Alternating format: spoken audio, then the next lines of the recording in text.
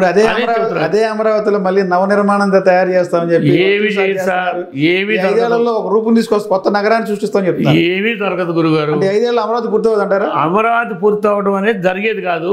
ఈ 5 ఏళ్ళలో ఏం జరిగింది అంటే లోగడ ఆయన కట్టిపోయిన బిల్డింగ్లు ఉన్నాయిగా వాటన్నిటి ప్లాస్టింగ్ చేసి సున్నం కొట్టి ఆ ఉద్యోగస్తులకు ఆ ఫ్లాట్లు ఇవ్వడం వరకు జరిగింది ఈ 5 సంవత్సరాలు. అంతే. అమరావతి ఏమీ జరగదు, ఏమీ ఉండదండి. నేను చెబుతున్నాను ఉండండి సార్, నేను అంత మేధావిని కాకపోయినా నాకు తెలిసిన నాలెడ్జ్లో చెప్తున్నా. అంతకంటే అక్కడ జరిగేది ఏమి లేదు. అంతకంటే ఏదో ఇంకా మధ్యలో బాగుపడడానికి మన ఏదో 30,000 కోట్లకో ఏదో పిలిచారుగా, ఎంత జరిగిందో చూద్దాం. అక్కడ ఉండేది ఎవరంటే అమృత కాలేజీ, ఆ బీఆర్ఎస్ కాలేజీ, ఇంకో బిట్ కాలేజీ, ఈ కాలేజీలు ఉంటాయి తప్ప ఏం ఉండవండి. రాజధాని అభివృద్ధి కాదు. రాజధాని ఏం అభివృద్ధి వాళ్ళు చేయలేరు, వాళ్ళ వల్ల కాదు. సరే అండి, రాష్ట్రంలో జరిగినటువంటి గత 5 ఏళ్ల పాలనలో ఏ శాఖలు చూసినా అవినీతి వెలితానం చేస్తుంది, ఏ ఒక్కరిని వదిలిపెట్టే ప్రసక్తి లేదని చెప్పి కూటమి ప్రభుత్వం చెప్పింది. నిజంగా గత గవర్నమెంట్లో అన్ని శాఖల్లో అవినీతి జరిగిందంటారా? ఎక్కడ చూసినా అవినీతి కంపేమనబడుతుంది సార్.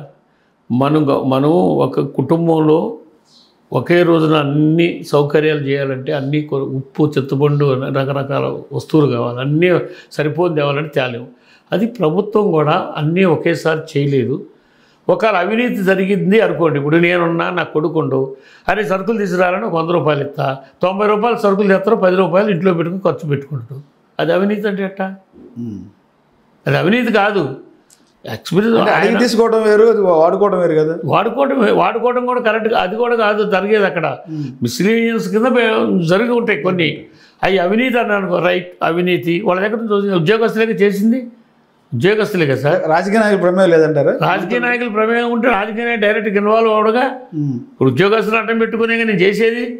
రాజకీయ నాయకుడు ఎవరు చేసినా నేను మీ ఉద్యోగస్తుల ద్వారా ఇప్పుడు ఎస్పీ ఉన్నాడు సార్, అరెస్ట్ చేయాలి. ఎవరు అరెస్ట్ చేయాలి? ఎస్పీ అరెస్ట్ చేయాలి.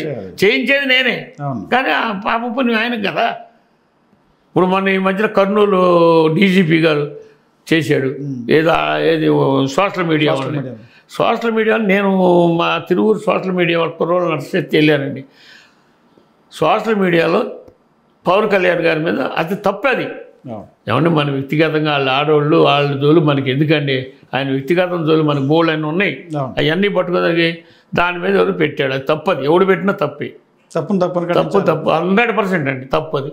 సరే ఆడు తప్పు చేసిండు, తప్పు చేసిన నువ్వు పట్టుకోకుండా నిన్ను అందరినీ రాండి మిమ్మల్ని అరెస్ట్ చేయాలంటే అదే తరము అండి. నేను సీఏ గారితో గంట వాదిచ్చాను.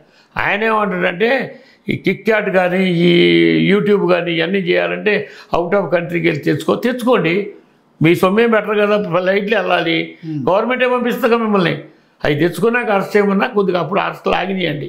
సార్ ఫైనల్గా చెప్పండి, రేపు జగన్మోహన్ రెడ్డి ప్రజల్లోకి వస్తామన్నారు, ప్రజలు ఎలా స్పందిస్తారేంటి?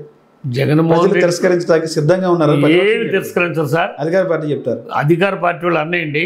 జగన్మోహన్ రెడ్డి మళ్ళీ ప్రజల్లోకి రావటం అంటూ జరిగితే మీరు చూస్తున్నారు కానీ మొన్న 2-3 కడప వెళ్ళారు, మిగతా ఏరియా వెళ్ళారు. ఆయన ఫాలోయింగ్ ఎట్టుందో చూశారు. లండన్ పర్యటన తర్వాత ప్రజల్లోకి వస్తామని చెప్తున్నారు కదా.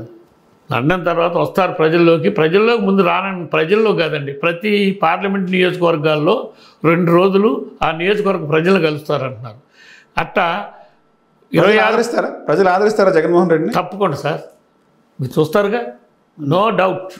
ఆయన ఆదరించకపోవడం ఇప్పటికే మహిళలు ఎంత కష్టం ఉన్నారో తెలుసండి.